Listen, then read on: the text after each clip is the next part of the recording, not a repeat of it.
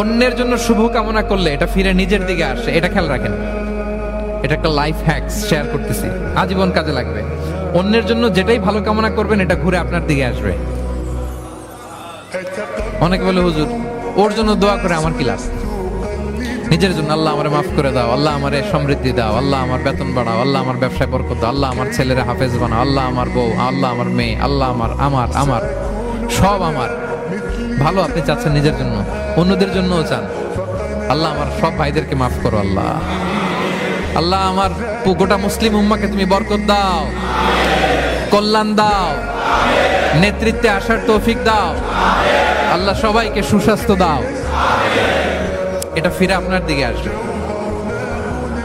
অন্যের জন্য শুভকামনা বহুগুণ বৃদ্ধি হয়ে নিজের দিকে রিটার্ন করে। বিষ্ণু সাল্লাল্লাহু এটাই বলেছেন, মা মিন আবদিন মুসলিমিন ইয়াদউ লিআখিহি বিযাহরিল গায়বি ইল্লা ক্বালা লাহুল মালাকু ওয়া লাকা বিমিসলিন।